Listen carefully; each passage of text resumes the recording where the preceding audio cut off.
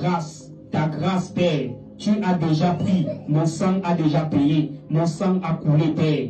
Père, ne lui tiens pas rigueur, ne lui tiens pas rigueur. Alléluia. Il est un peu comme cet homme qui a dit qu'il y avait ce figuier depuis 3 ans qui ne produisait pas. Et le propriétaire du figuier a dit, je vais détruire ce figuier. Depuis là, il ne produit pas, il est inutile. Mais il y a celui, le serviteur, qui a dit, non, donne-moi encore 1 an. Je vais prendre le temps. Je mettrai de l'engrais. Je vais mettre ceci. Et puis 1 an après, on verra. Peut-être qu'il produira. Jésus est toujours là pour dire, Père, patience. Père, le pardon. Père, patience. Père, patience. Père, voici le sang. Alléluia. Ne fuyons pas la présence de Dieu. Amen. Parce que c'est ce que l'ennemi veut nous faire croire. L'ennemi utilise notre conscience. L'ennemi utilise notre condamnation. Il commence à te dire, tu as mal fait. Il commence à te dire, comment est-ce que tu peux aller te placer devant Dieu alors que tu es un pécheur? Notre frère venait de dire que la grâce, ce n'est pas notre mérite. Si nous pouvons nous tenir dans la présence de Dieu, ce n'est pas parce que nous ne mentons pas 20 fois par jour. Ce n'est pas parce que le jour où j'ai fait tout bien, c'est ce jour-là que je peux me tenir devant Dieu. Pas du tout. Parce qu'il n'y a aucun jour où toi et moi nous méritons de nous tenir dans la présence de Dieu. Alléluia.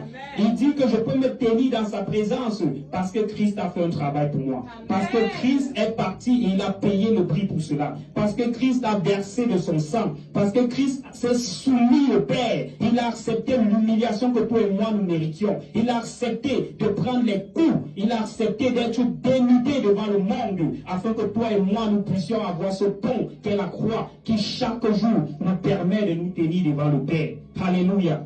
C'est la raison pour laquelle il dit approchons-nous avec assurance devant le trône de la grâce. Ce n'est plus le trône de la colère. J'aimerais dire à quelqu'un ce matin, Christ est assis à la droite de Dieu le Père. Dieu n'est pas en colère contre toi. Dieu n'est plus en colère contre toi. Peu importe le passé que tu as eu, peu importe même ce que tu viens d'avoir maintenant. Et il y avait un prédicateur qui parlait de ça. Et il disait même peu importe la mauvaise pensée que tu viens d'avoir, Dieu vient de te pardonner. Alléluia. Parce que Christ est assis à la droite de Dieu. Amen. Et il intercède pour nous. Amen. Nous devons entrer avec assurance pour parler au Père, pour sauter à ses pieds. Mais est-ce que ça veut dire que nous devons continuer dans le péché? Non. Si tu as péché, il me dit, te dit, mon fils, repens-toi. Si tu as péché, te dit, ma fille, repens-toi. Ton repentir, c'est pas que tu vas citer les péchés de 1995 jusqu'à 2025. Aujourd'hui, non, c'est pas ça se repentir. Se repentir, c'est changer de mentalité. C'est se retourner et de dire, oh Seigneur, voici ce à quoi je pensais. Mais aujourd'hui, je te donne raison. Je décide de marcher comme toi tu veux. Je choisis de dire que j'ai eu tort, mais toi tu as raison. C'est ça se repentir. C'est pas citer tous les péchés que tu as eu à commettre depuis la journée. Parce que même si tu cites comment, tu ne pourras pas tous les citer. Alléluia. Mais si l'Esprit de Dieu te convainc dans ton cœur que tu as commis telle chose qui n'est pas bonne, repens-toi. Seigneur, je me repens. Parce que la Bible dit qu'il est juste. La justice de Dieu. Dieu n'est pas injuste. Christ a payé. Parce que Adam a péché, nous devions mourir. Mais Christ le juste est mort pour nous les justes. Et il est fidèle. Dieu ne revient pas sur sa parole.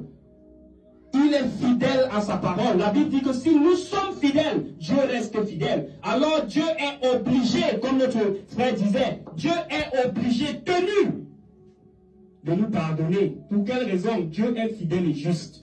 C'est sa parole qui le lie. Dieu a voulu se lier, être lié, retenu par sa propre parole. Alléluia. Une personne qui vit dans cette grâce a quoi? La paix de Dieu.